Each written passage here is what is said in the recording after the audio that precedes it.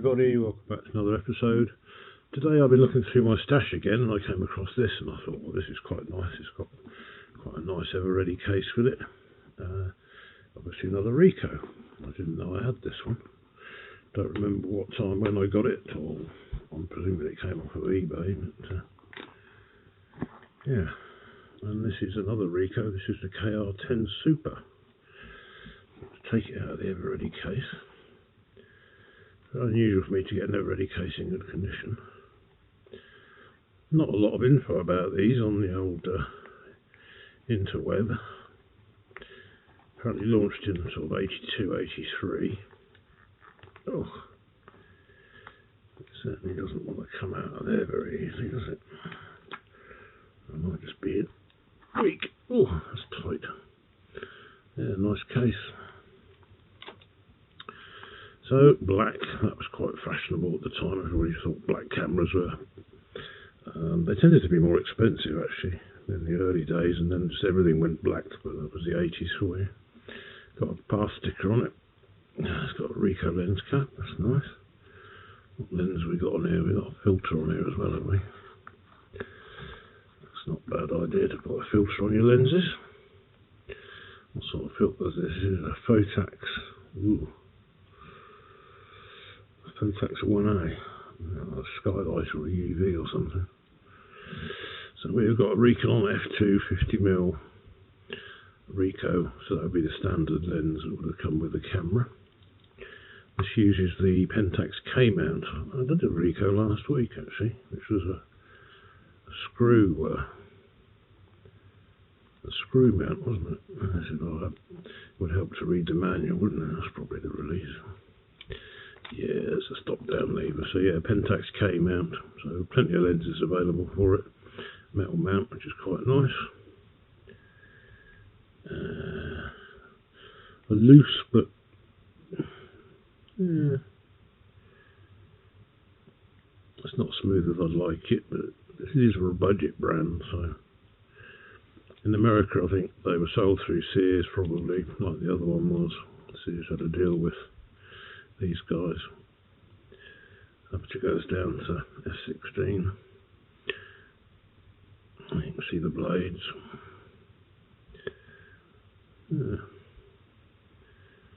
That looks alright, considering it's what, quite a few years old now, isn't it? 83. That's not too bad. Got a strap on, you know, I hate straps. I think they cause more damage to cameras than anything else. About the cameras that are ruined by brassing on the top of there. This feels, yeah, kind of plastic, I think.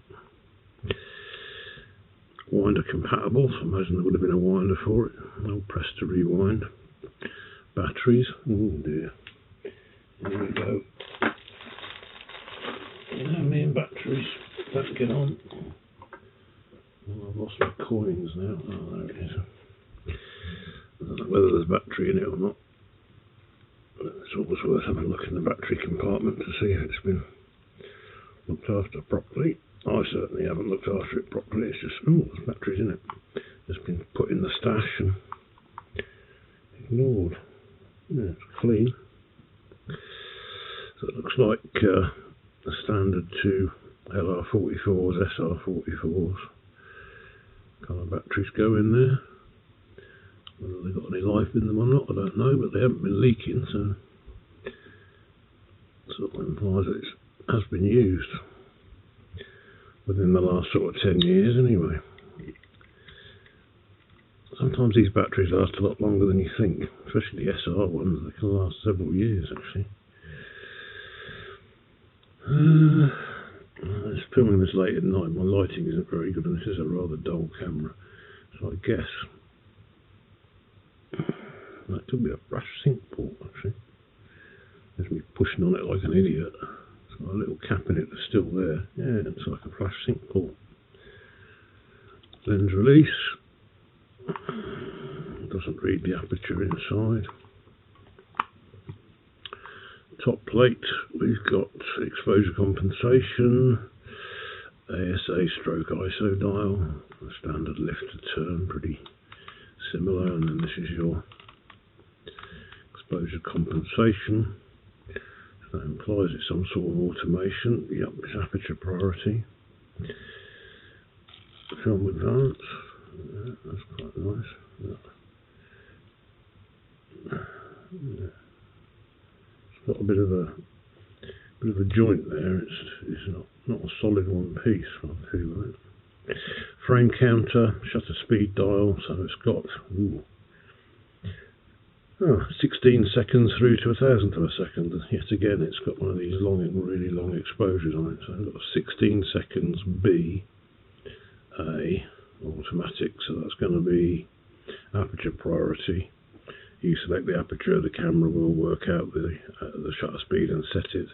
Probably stepless, but don't quote me on that. L would be for lock. Electronics, you can turn this all the way around.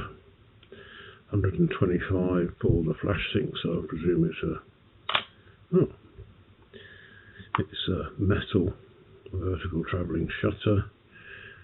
No multiple exposure buttons or even a battery check on it by the look of it. No blind on the back. Quite a basic spec, but yeah.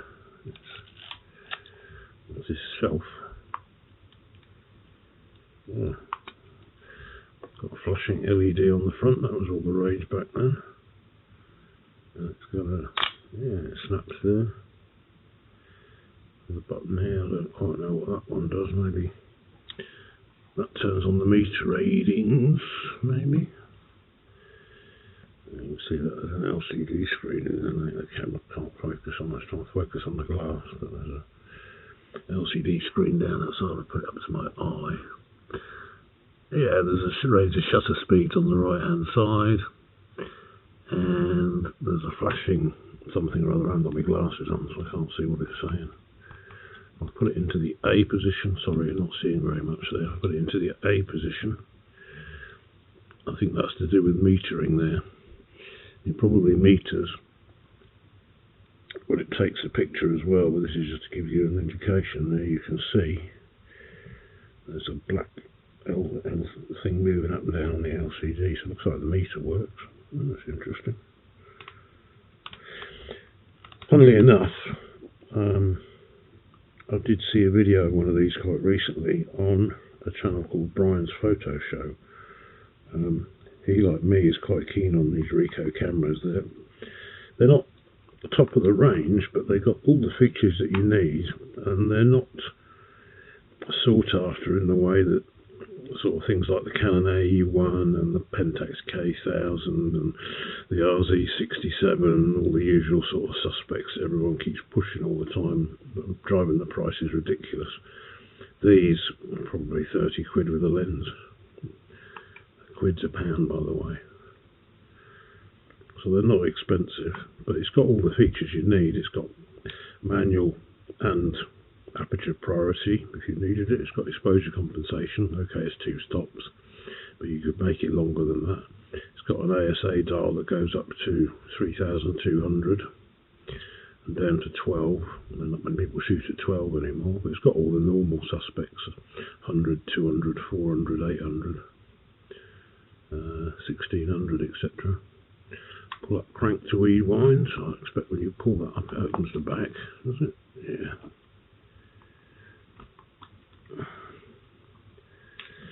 Opens up the back. So we'll look in here. Ah, then what a surprise! We've got the, I guess that's a Copal square shutter, isn't it?